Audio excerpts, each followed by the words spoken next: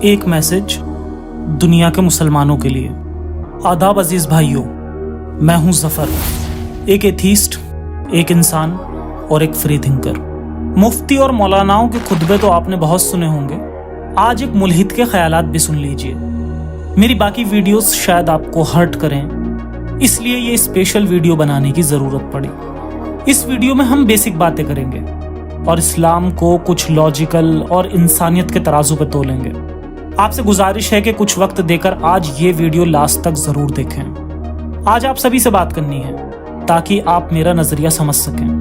سب سے پہلے تو میں کوئی شیطان نہیں جو آپ کے ایمان کو کھا جائے، میں کوئی بے ایمان نہیں جو ایمان کا سودا کرے، میں یہودیت یا کرسچینٹی یا ہندوتوا کا ایجنٹ بھی نہیں ہوں۔ میں صرف ایک انسان ہوں جو حق کی بات کرتا ہے۔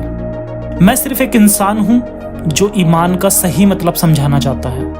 میں صرف ایک انسان ہوں جو انسانیت کا مطلب سمجھانا چاہتا ہے۔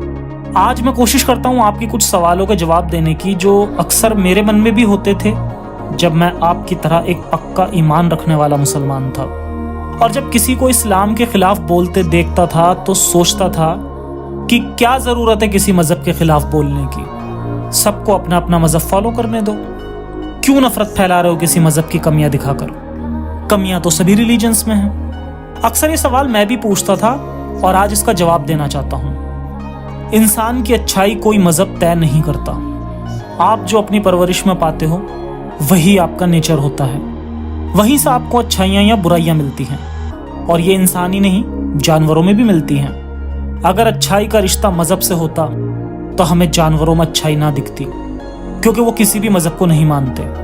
اور پھر اس کی دوسری سب سے بڑی دلیل یہ ہے کہ کیا دنیا میں سارے گناہ کرنے والے کسی مذہب کے نہیں ہوتے؟ بے شک ہوتے ہیں، اور بلکہ اس کے الٹ گناہ گاروں میں ملحد کم ہی ہوں گے، کیونکہ ملحد جانتا ہے کہ ایک ہی زندگی آپ کو ملتی ہے اور گناہ کا کفارہ ادا نہیں کیا جا سکتا۔ اسلام کی کمیوں کے خلاف میں اس لیے بولتا ہوں کیونکہ یہ کمیاں انسانیت کے خلاف ہیں۔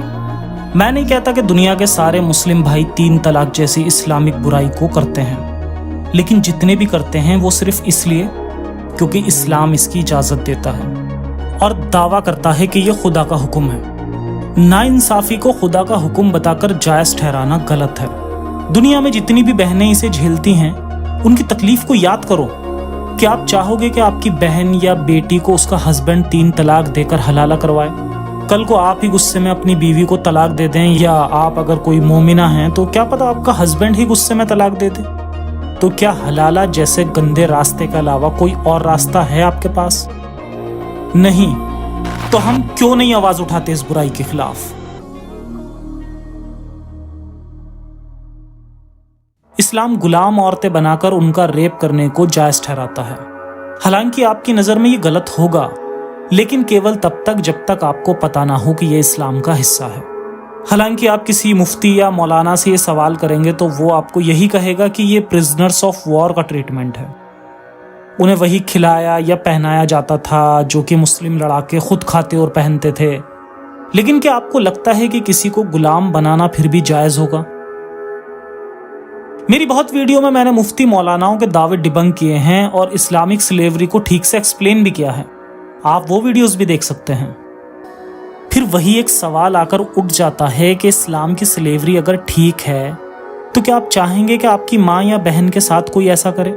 بھلے ہی وہ کھانے کو اچھے سے اچھا کھانا اور پہننے کو اچھے سے اچھے کپڑے دے، مگر حیثیت غلام والی، جس کے ساتھ کبھی بھی ریپ کیا جا سکتا ہے اور کبھی بھی بازار میں بیچا جا سکتا ہے۔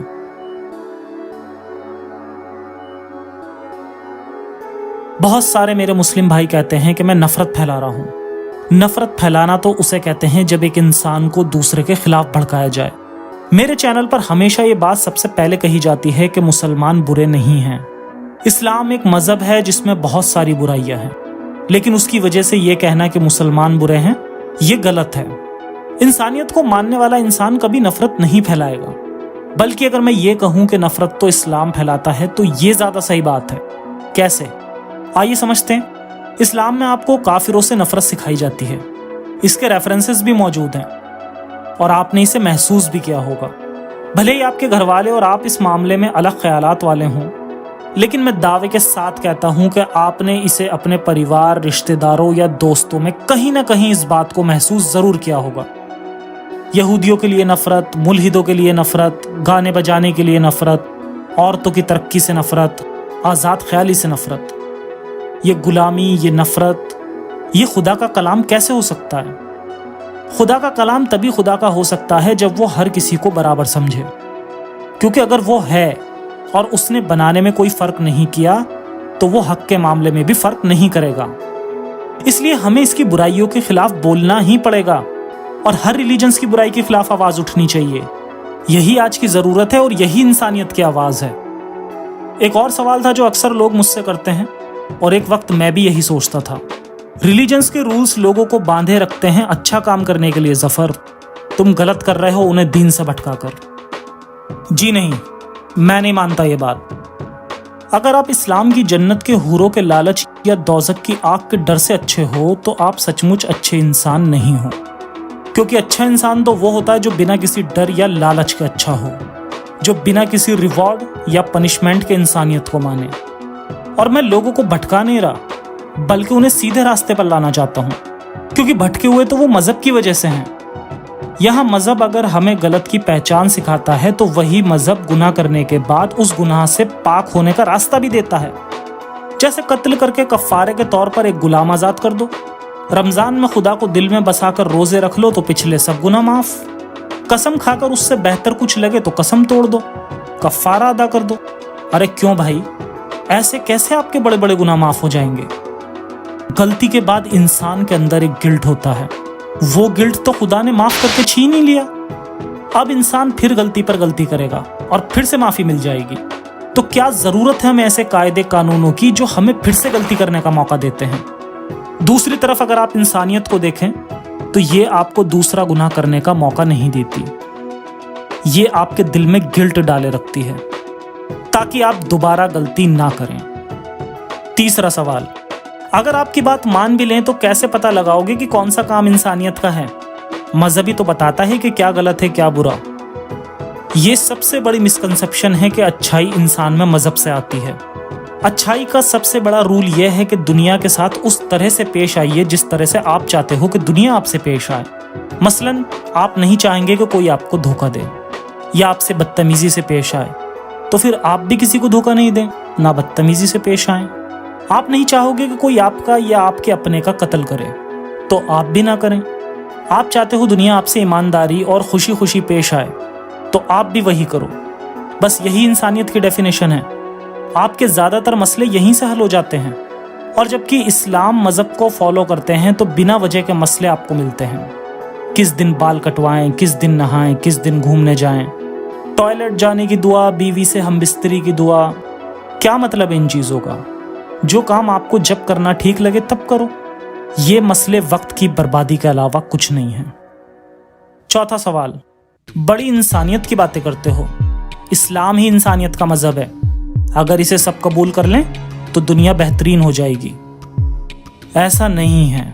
یہ وہ خیالی سوچ ہے جو ہمارے دماغ میں اس لیے پیدا ہوتی ہے کیونکہ ہمیں بچپن سے اسلام کی محبت ہوتی ہے۔ اسے ہم چھوڑنا نہیں چاہتے، اس لیے چاہتے ہیں کہ دنیا اسے اپنا لے۔ لیکن کیا ہم نے کبھی یہ جاننے کی کوشش کی کہ جتنی دنیا نے اسے اپنایا ہے وہ کتنی خوش ہے اسے اپنا کر؟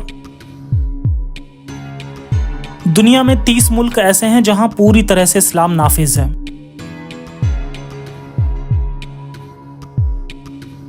جبکہ ہیپی انڈیکس میں دیکھا جائے تو یہی ملک لسٹ میں بہت نیچے نظر آتے ہیں۔ اگر اسلام دنیا کا سب سے بہتر مذہب ہوتا جیسا کہ آپ کو لگتا ہے تو دنیا میں سب سے زیادہ خوش لوگ بھی اسی مذہب کے ہوتے، لیکن ایسا نہیں ہے، بلکہ ان ملکوں کے لوگ دنیا میں سب سے خوش ہیں جہاں لوگ کسی مذہب کو نہیں مانتے۔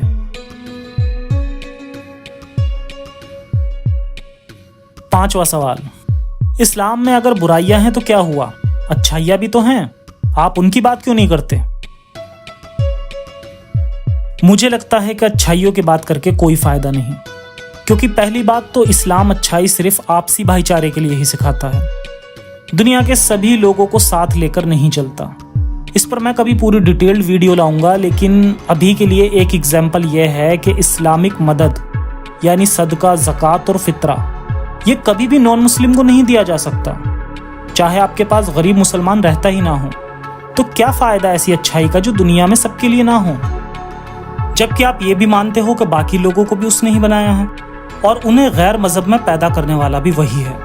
دوسری بات، اگر پھر بھی آپ کو اپنی پرورش کی وجہ سے ایسا لگتا ہے کہ اسلام سبھی کے لیے اچھائی کرنے کو کہتا ہے، تو مان بھی لیں ایک بار کو، تو کیا فائدہ ایسی مذہبی اچھائی کا جو مذہبی برائی کے ساتھ آتی ہو؟ مطلب وہی بیوی کی پٹائی، 3 طلاق، حلالہ، نفرتیں۔ اس لیے بہتر ہوگا کہ اس طرح کی منافقت سے دور رہا جائے۔ چھٹا سوال، تو پھر یہ بتاؤ کہ خدا ہے یا نہیں؟ یہ دنیا کیسے چل رہی ہے اگر خدا نہیں ہے؟ یہ ایک بہت بڑا سوال ہے اور میں نہیں چاہتا کہ یہاں پر وہ جواب دیا جائے جو زیادہ تر لوگوں کو سمجھ ہی نہ آئے۔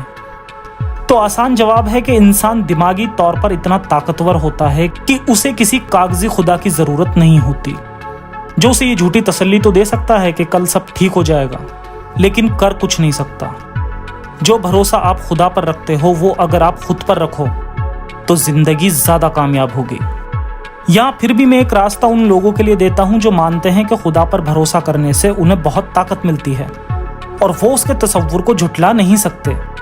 تو مانیے خدا کو، لیکن اس خدا کو جو کسی مذہب سے تعلق نہیں رکھتا، جو اچھے برے کی سیکھ کے لیے کتابیں نہیں دیتا بلکہ سمجھ دیتا ہے۔ اسے تمہاری عبادت نہیں چاہیے، چاپلوسی نہیں چاہیے، اور نہ ہی تم سے کسی معصوم جانور کی قربانی چاہیے۔ اس نے تمہیں سب کچھ دیا ہے، اندھیرا دیا ہے تو روشنی بھی دی ہے، دکھ دیے ہیں تو خوشیاں بھی دی ہیں، آنسو دیے ہیں تو مسکراہٹیں بھی دی ہیں، برے حالات دیے ہیں تو ان حالات سے لڑنے کی طاقت بھی دی ہے۔ کس نے روکا ہے؟ مانیے ایک ایسے خدا میں جو کسی اور انسان کے ذریعے تمہیں نہیں ملے گا بلکہ تمہارے اندر ملے گا۔ بس یہ دھیان رکھنا کہ اس خدا کو کسی مذہب سے مت جوڑنا، ورنہ وہیں آ کر رک جاؤ گے جہاں سے چلے تھے۔ 7واں سوال، کیا ہوگا اگر اسلام والا خدا ہی سچا خدا ہوا؟ کیا جواب دیں گے اسے؟ یہ ایسا سوال ہے جو بہت ٹائم تک ہمارے پیچھے پڑا رہتا ہے، اور اس کا ریزن ہے ڈر۔ یہ وہی ڈر ہے جس کی وجہ سے ایک انسان ایک مذہب کو فالو کرتا ہے۔ ذرا سوچ کر دیکھو، اگر اسلام سچا مذہب ہے تو دنیا میں آپ ہی اتنے تقدیر والے کیسے ہو گئے کہ ایک سچے مذہب میں پیدا ہوئے؟ ان کروڑوں لوگوں کے بارے میں سوچو جو اسلام میں پیدا نہیں ہوئے۔ یہ ریلیجنز کا پاپولیشن وائز چارٹ ہے، جس میں سب سے اوپر کرسچنز ہیں 31%، اور اس کے بعد اسلام 24%۔ اگر اسلام کے خدا کو سچا خدا مان بھی لیا جائے تو یہ کیسا خدا ہے جس نے 76% لوگوں کو کافر کے گھر پیدا کیا؟ اتنی گمراہی پھیلانے والے خدا کو کوئی حق نہیں آپ سے سوال کرنے کا کہ آپ نے اس کے مذہب کو کیوں چھوڑا۔ اس کے علاوہ عورتوں کو غلام بنانے کو کہنے والا خدا سچا خدا ہو ہی نہیں سکتا۔ جب بھی یہ سوال من میں اٹھے تب یاد کرنا ان لاچار ماؤں کو جن کے بچے مار دیے گئے یا غلام بنا لیے گئے، ان بدقسمت بیویوں کو جن کے شوہر مار دیے گئے اور انہیں غلام بنا کر نبی کی فوج میں بانٹ دیا گیا۔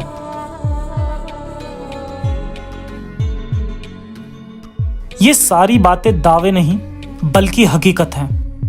یقین نہ ہو تو میری سیریز بنو قریظہ بھی دیکھ سکتے ہیں، جس میں صرف اسلامک ریفرنسز ہی لیے گئے ہیں۔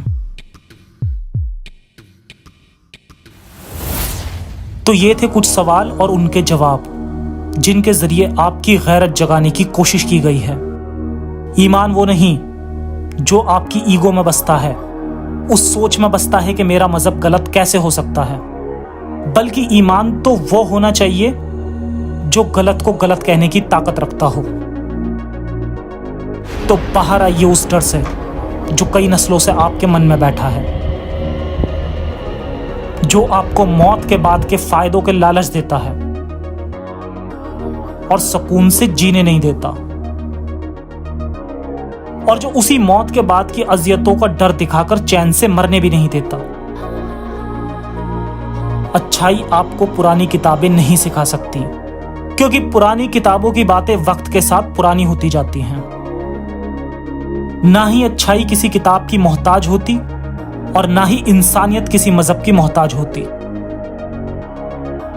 تو مذہبی کتابوں کو نہیں साइंस की किताबों को वक्त दीजिए ताकि इंसानी कौम का फायदा हो और आपकी औलादें जब आपको याद करें तो आपके एक अच्छे फैसले के लिए याद करें। उन्हें अंधेरा नहीं, रोशनी दें। मजहबी अंधापन नहीं, इंसानियत की आंखें दें। तो आगे आएं अंधेरे से रोशनी की ओर, इंसानियत की ओर। इंसानियत जिंदाबाद, इंसानियत हाफिज।